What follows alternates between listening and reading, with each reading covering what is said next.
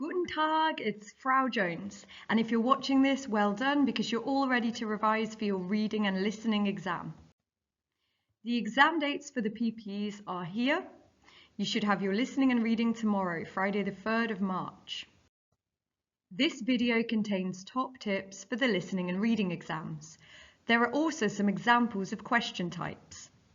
The contents in order are the tips for both exams, the listening exam tips, followed by the reading exam tips.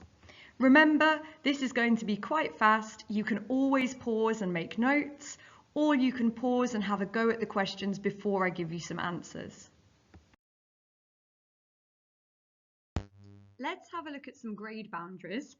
Here are the 2019 boundaries. These ones are a little bit harsher than other years. If you look at these boundaries, you can work out that on a foundation paper, you want to get 31 marks at least out of 50 for a grade 5. And on a higher paper, you want to get at least 27 marks out of 50 for a grade 7. So all of the marks really count. And we need to be aware of this when we're going through both of these papers. Of course, you need a lot of knowledge of German vocabulary to be successful in these exams. However, you can also cleverly use strategy to work out what some of the answers might be and give yourself a better chance of getting those marks. My first top tip is to make sure that you do not leave any multiple choice questions blank.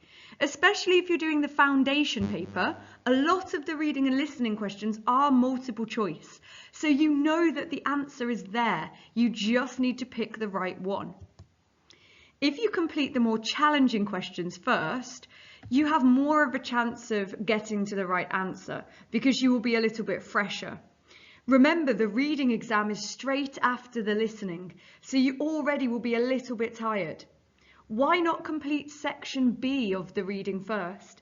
That's a section that's all in German. That way you can give this your best go and then go back to section A and then complete the translation. If you have a look at how many marks a question is worth, that's how many answers you need to give.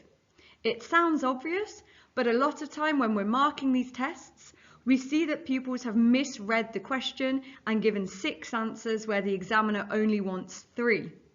If the examiner is looking for 3 marks, they are needing you to put 3 crosses in the boxes.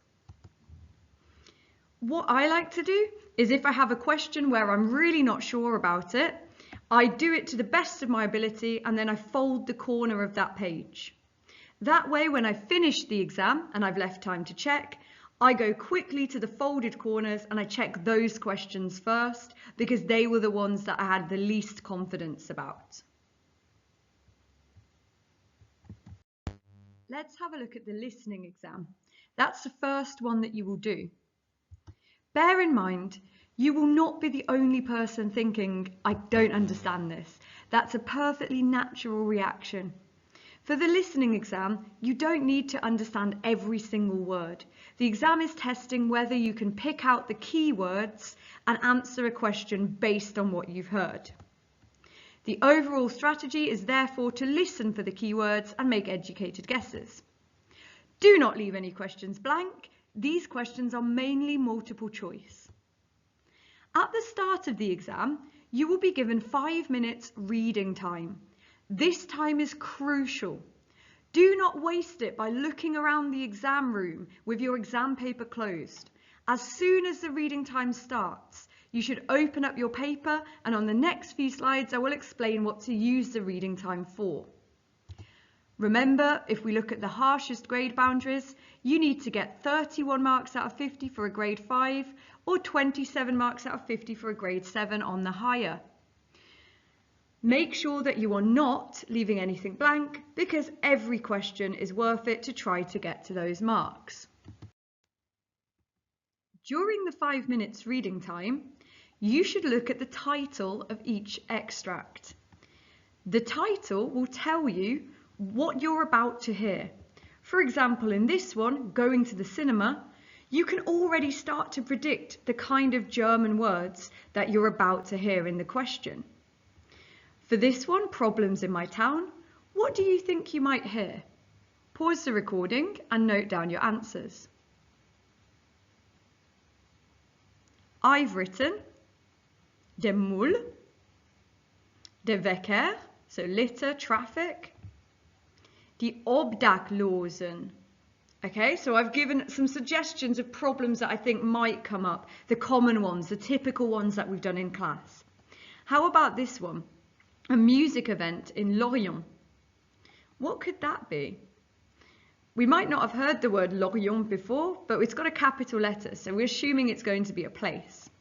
Pause now and write down what you think you would hear in German if you had this question. I've written these answers. How about for this one? School subjects. That's a very common topic to come up in both of these exams. What could you hear?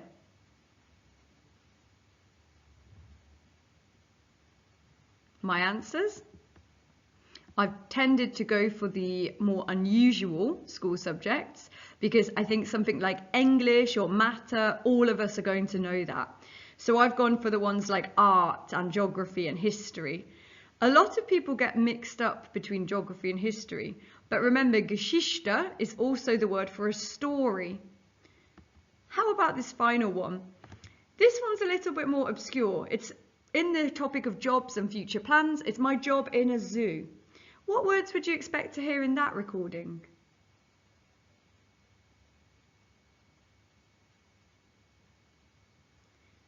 So again, I've kept it generic with things like arbeiten, die Tiere, animals, and schwierig, difficult. You can also read through the question itself.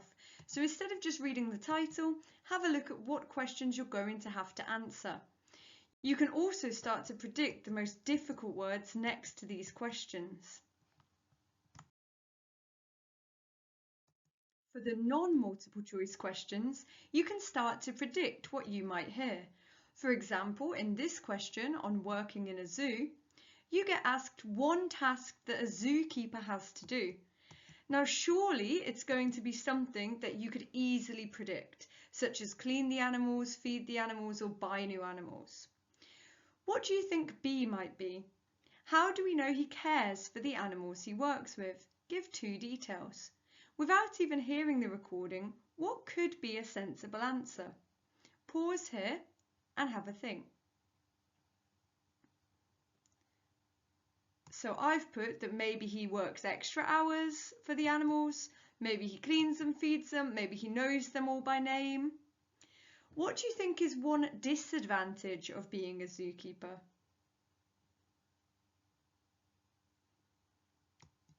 I've gone for maybe the smell, maybe it's really tiring, maybe the salary's not very good. So even though this question seems quite specific, you can still think of general answers that you might want to put if a question on jobs came up. It's definitely not worth leaving these questions blank, even if you really don't hear the answer on the tape. Just put something logical. During the 5 minutes reading time, many pupils go straight to question 13 if you're doing foundation, or question 1 if you're doing higher. This is the question that features the box, which has all of the answers in. You have to figure out which answer belongs in which sentence. However, only 2 or 3 words will actually be able to go in that sentence, so you can start to figure out the potential answers. I strongly recommend that you use the 5 minutes reading time to categorize the words in the box. For example, 89 and 98, they could be one of the right answers. Probably both of them won't get used. We've also got some times, 7:30 and 8:30. So again, one of these questions is going to be about a time, but only one of the answers will get used. In German, it's very easy to notice the nouns because they start with capital letters. So these 2 things here, they might be people, places, or things, so that makes it easier to put into the gaps. We also have here, we can notice that we've got erst, as in first, and zwei, as in second. So again, those ones would belong together. If you start to put the words into categories, you can then start to translate the sentences. For example, this one, the room costs, and then we've got a certain amount of euros. Now you know that the answer has to be 89 or 98. So it makes your life a lot easier when the recording actually starts. For this one, you have breakfast begins at, so you know that it's going to be one of the time phrases. I strongly recommend you take a highlighter into the exam and you start by looking at this question first during the 5 minutes reading time and working out the potential answers for each sentence.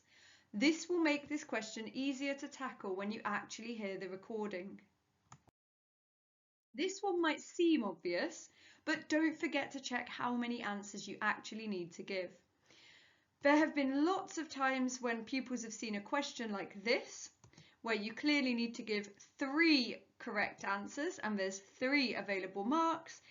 And we have seen pupils put 9 different crosses all over the page. We have seen 3 per person. We have seen just random boxes ticked. We have seen some pupils who think that the example is one of the answers.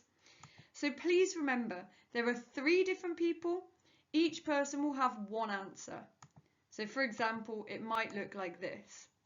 If in doubt, just have a look at the mark scheme. How many marks does the examiner want you to give? This one is 3 marks, and then you should be able to get the right answer.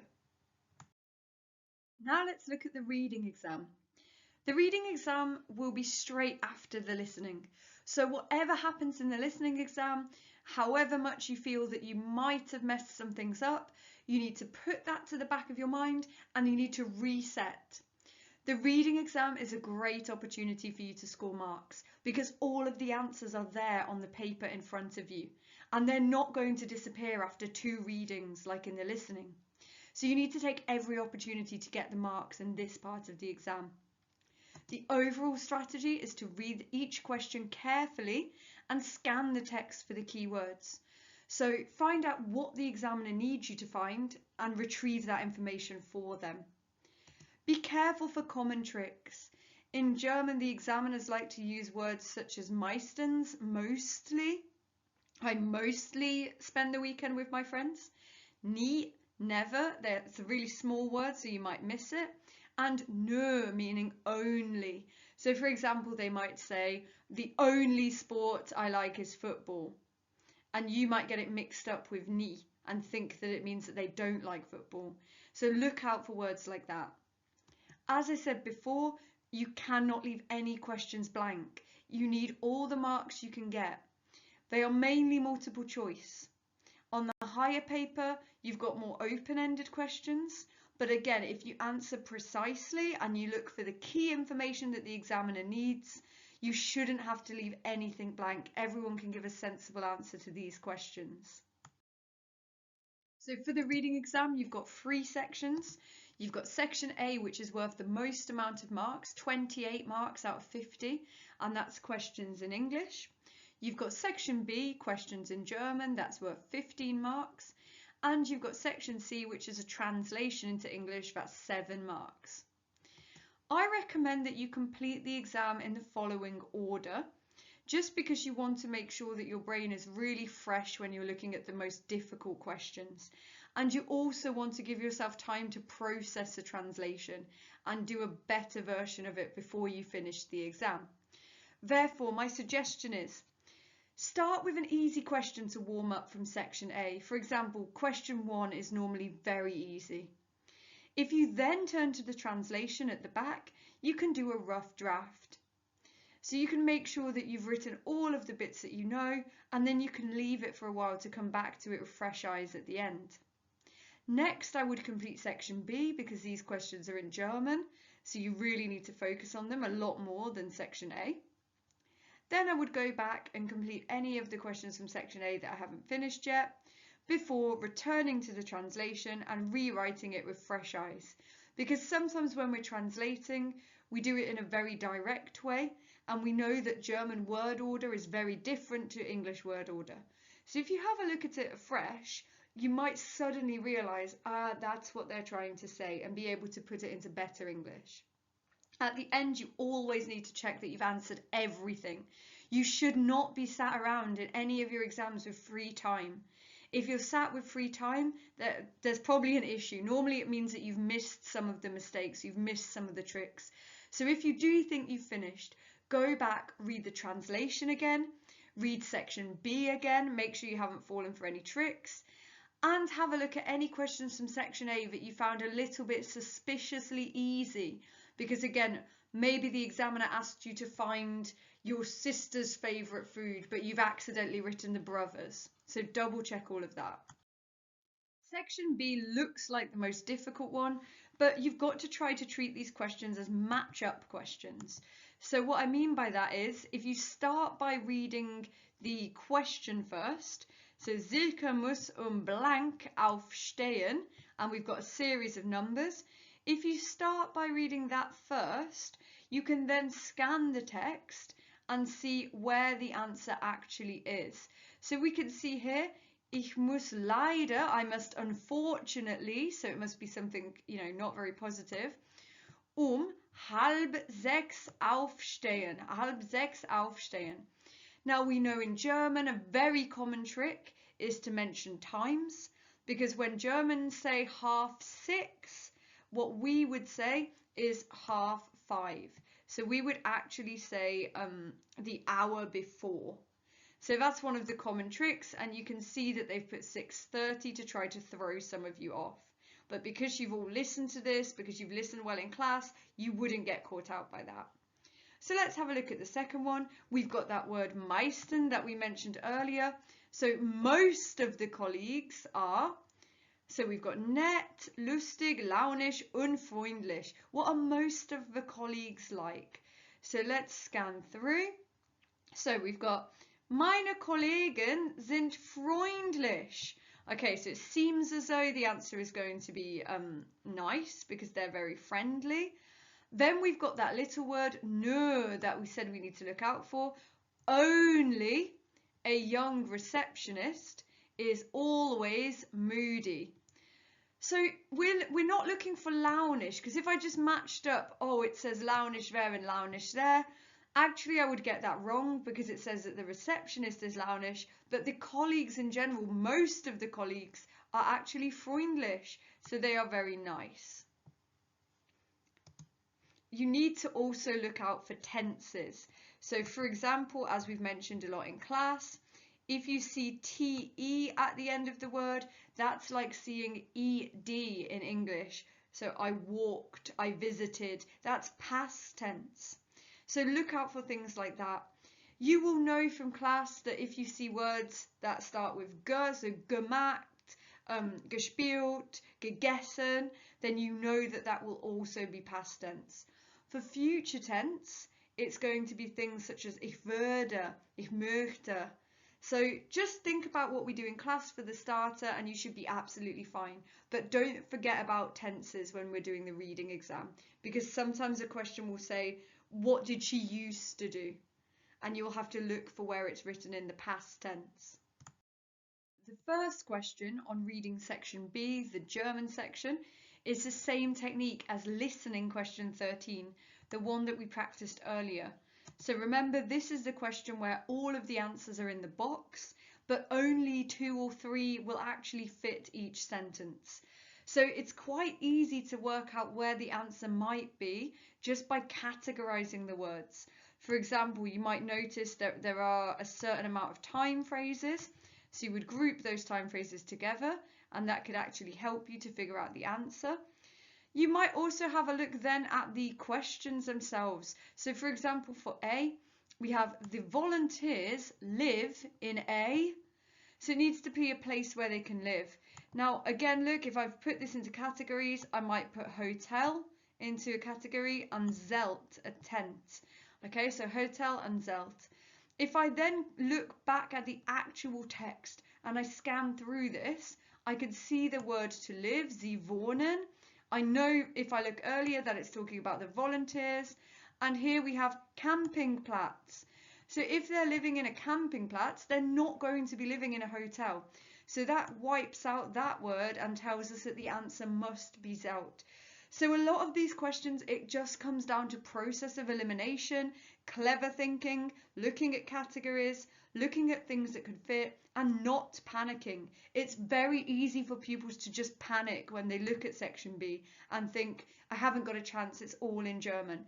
But if you break it down logically and you follow the techniques that I've been showing you in this video, you actually see that it's not as challenging as you think. A lot of it is like a puzzle, like a logic puzzle. So the final question of the reading exam is a translation into English, and it's worth 7 marks. And there's 7 fairly easy to get marks, so you should not neglect this section of your paper. The most important tip I can give to you is please do not try to translate it word by word. As you know from class, German word order is very different to word order. If we translate it step by step like this, we end up with a really bizarre sentence. It won't make any sense. It's actually much better to look at the chunks section by section. So for example, with this one, if you're looking at who is doing the action, you've got ich. If you're looking at other information in a sentence, we've got Berlin. So you know it's something to do with going to Berlin. And then when we notice it's a gut word, we know that it's past tense. I went to Berlin. If you translate it step by step, you might get confused that it says I am going to Berlin. Just look at it as a whole chunk. It's easier to actually break up the paragraph into sections using the commas and full stops. I like to break it up into around 7 sections because it's worth 7 marks. So for example, in this one, my first section would be there. You can pause and break this up for yourself, or you can continue watching. It's up to you. I'm going to go through how I would break up this paragraph. For me personally, I would put the different sections like this. So I'm looking overall for around about 7 sections. Then when I've got the chunk, instead of translating it word by word, I have a look for clues.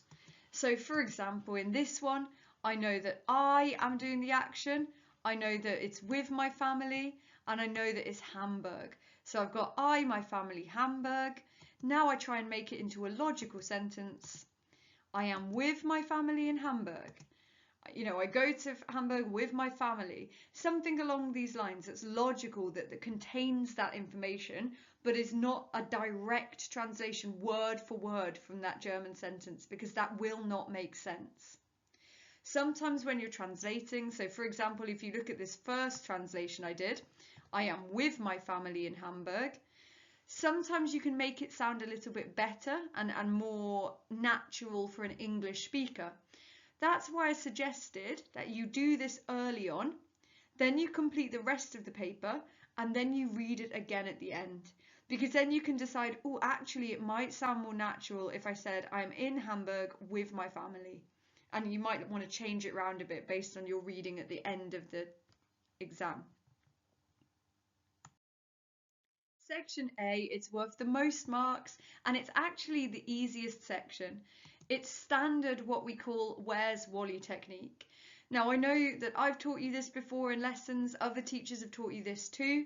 So we call it the Where's Wally technique because when you're looking at a book, a Where's Wally book, you're not just scanning for a random person. You know what Wally looks like, and that's what you're looking for. You're looking for someone wearing that classic outfit with the glasses and the hat. In German, if you read the question first, then you know what you're scanning the text for. For example, in this one, when we read this question, the story is about Christmas, a birthday, Easter, a holiday. Now I know what I'm scanning the text for. I know what my answer is going to look like. It's going to be to do with a holiday, a festival. So now we can scan the text and we can see if we can actually find which one they're referring to. However, don't just go straight in and put the first word that you find. Make sure you're checking for tricks. For example, it might say something along the lines of, last year for Christmas, we went on holiday. However, let me tell you about this year when it was my birthday. Something really interesting happened. And then you would have to decide what the right answer is because the text actually mentions both of them. So don't just scan it and match it. Make sure you read around the word. But usually the best way to tackle these questions is by doing that, by looking at the question first and then scanning for the correct answer. As I've said before, take a highlighter in, because then when you scan the text and you notice things such as negatives, you can highlight them straight away to remind yourself to look out for them, just in case they're going to trip you up later on. Here's an example of one of the open-ended questions. Remember, do not leave anything blank. Even with the questions like this, we can make a sensible guess as to what the answer might be. So for example, what did Madeline's father think about living on a farm as a child? We haven't even seen the text, but we can all guess something along the lines, perhaps he thought it was boring, perhaps he thought it was amazing, but we can all make a sensible guess. Give one reason why Madeline would like to live in the mountains. Maybe it's because they're really beautiful. Maybe it's because she likes walking. However, we're giving one reason. If the worst comes to the worst and we cannot find an answer in the text, we put something logical and safe, because maybe we accidentally get the question right. The most important thing is, do not leave anything blank. Questions that pupils tend to find more challenging on section A are the literature questions. So these are taken from German novels, but they're heavily adapted to make them suitable for GCSE. Some pupils find these more daunting. However, they're just the same as other reading questions, even though the style of writing might be slightly different. Always read the information that you're given at the top, because that will give you some context as to what you're reading about. For example, in this one, the extract is from the point of view of a character called Erica, and the bit that we're reading takes place in Erica's bedroom. As I said before, we need to start by looking at the question so we know what type of answer we're trying to find. So for this first question we have, the story is about Christmas, a birthday, Easter, a holiday. If I scan through the text, I see straight away Geburtstag. So I just need to double check around it that there's nothing else that kind of says it wasn't my birthday or it was my brother's birthday, or something a little bit different. So I just check, in der Nacht vor meinem Geburtstag kann ich nicht richtig schlafen.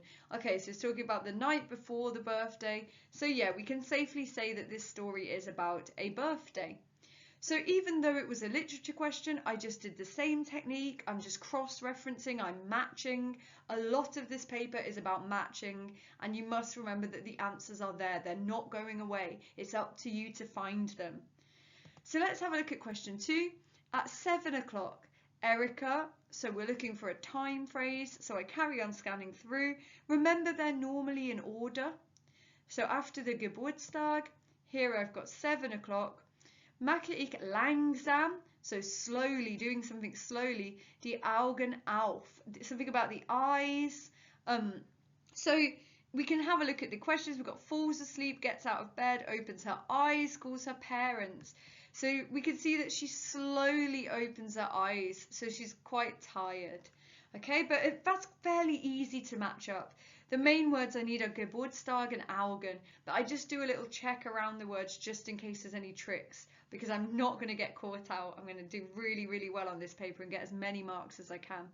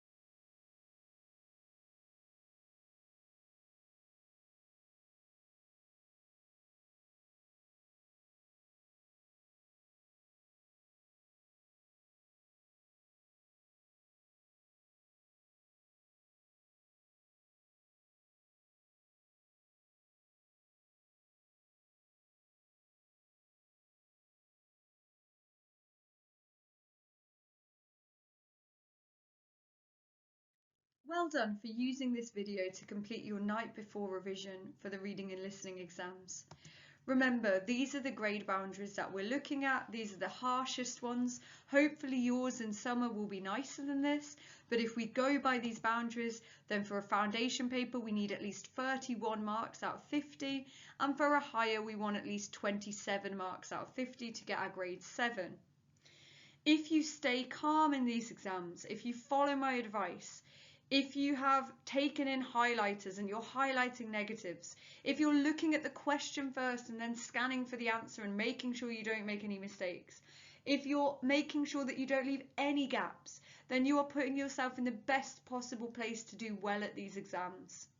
When you finish these exams, you know that 50% of the GCSE is out of the way. Remember, all of it adds together. We need as many marks as we get so that we can make sure that we reach these grade boundaries at the end of the day. If you have any more questions, please email me.